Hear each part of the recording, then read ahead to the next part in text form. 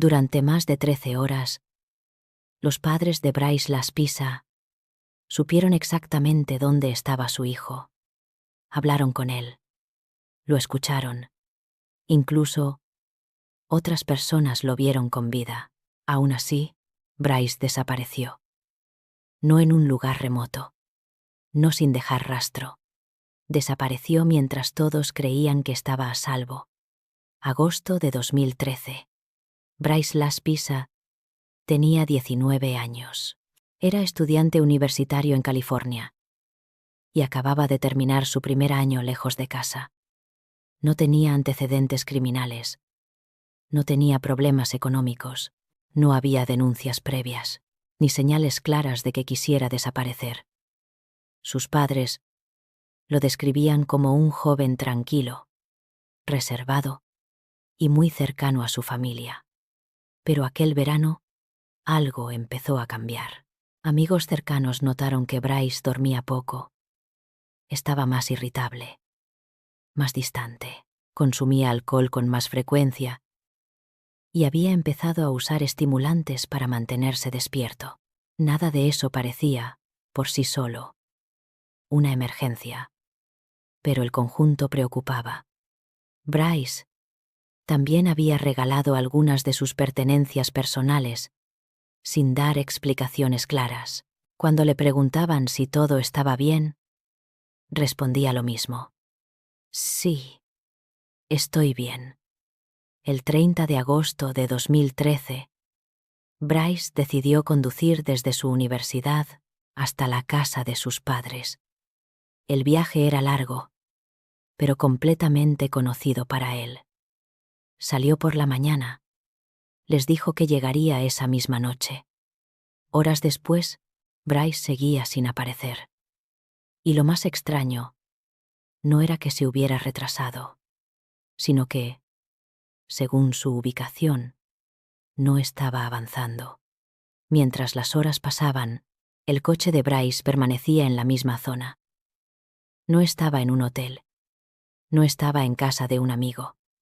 Estaba detenido cerca de una pequeña localidad, en medio de la nada. Sus padres levantaron el teléfono y decidieron llamarlo. Bryce contestó y aseguró que estaba bien. Bryce les dijo a sus padres que estaba cansado, que no quería conducir de noche, que prefería descansar un poco antes de continuar el viaje. Sus padres insistieron en que se detuviera en un lugar seguro. Minutos después, Bryce aparcó su coche en una gasolinera abierta las 24 horas en la localidad de Button Willow, California. Desde ese momento, Bryce dejó de avanzar. El coche estaba ahí, Bryce estaba ahí. Pero el viaje se había detenido. Pasó 1 hora, luego 2, luego 3. Sus padres revisaban la ubicación constantemente. El punto no se movía. Bryce seguía en la gasolinera. Cada vez que lo llamaban respondía. Su voz era tranquila. No parecía alterado. No parecía asustado. Decía lo mismo una y otra vez. Estoy bien. Ya voy a salir. Pero no salía. Un empleado de la gasolinera comenzó a notar el comportamiento de Bryce. El joven llevaba horas sentado en su coche. No entraba a comprar. No dormía. No se iba. Simplemente estaba allí. En algún momento, el empleado decidió llamar a la policía. No porque Bryce fuera violento, no porque estuviera causando problemas, sino porque algo no encajaba. Un agente se presentó en la gasolinera y habló directamente con Bryce. Le pidió identificación. Le preguntó si estaba bien. Le preguntó si había consumido algo. Bryce cooperó. Estaba consciente, orientado. No mostraba signos claros de estar bajo los efectos de drogas fuertes. El agente no encontró razones legales para detenerlo.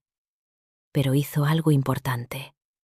El agente llamó a los padres de Bryce.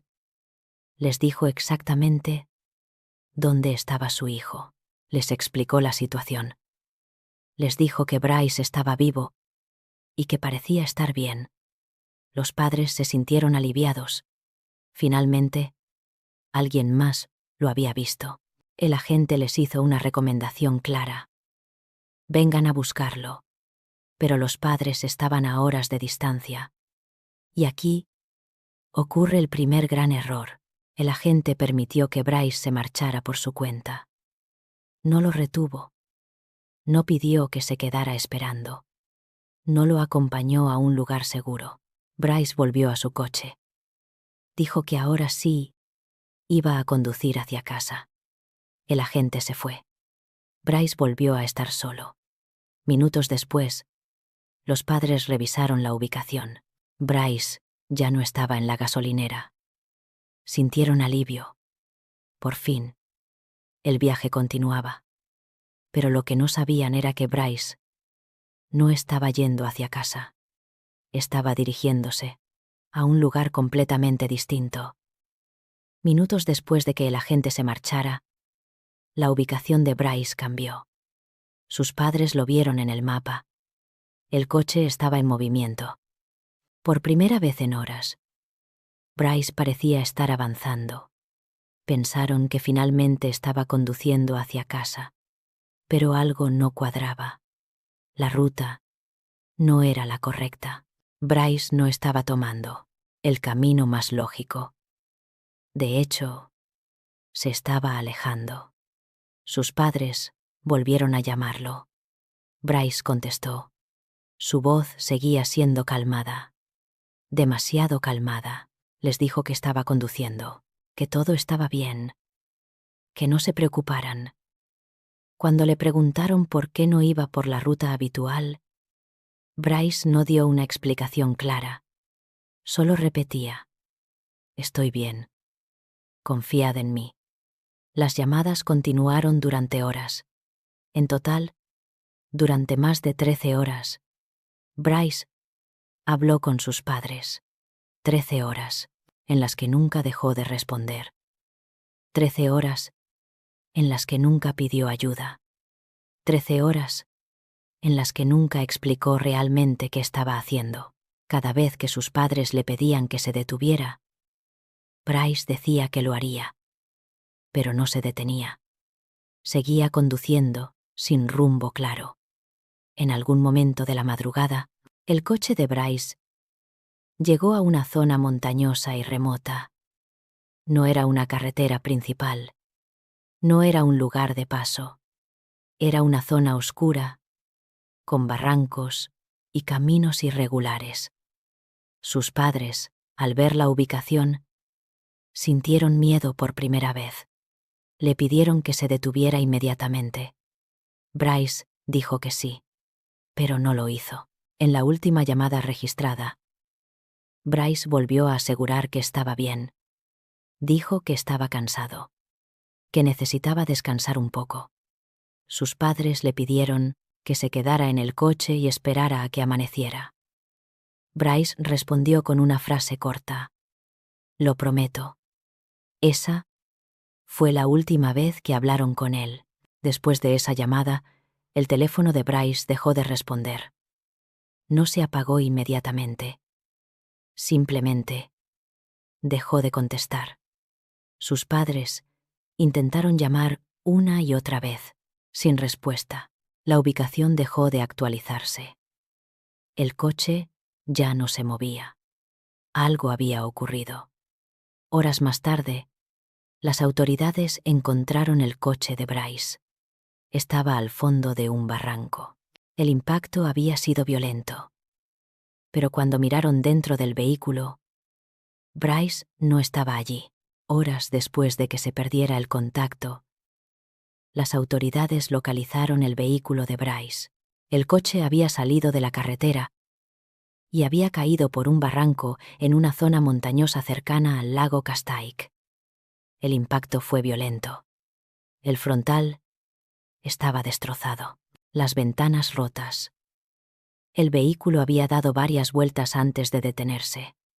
Cualquiera que viera el coche pensaría que el conductor no podría haber sobrevivido. Cuando los equipos de rescate revisaron el interior del vehículo, algo no encajaba. Bryce no estaba dentro. No había un cuerpo. No había restos humanos. No había sangre suficiente para indicar una muerte inmediata. El asiento del conductor estaba vacío. Bryce había salido del coche. Cerca del vehículo, los rescatistas encontraron el teléfono de Bryce. Estaba dañado, pero no completamente destruido.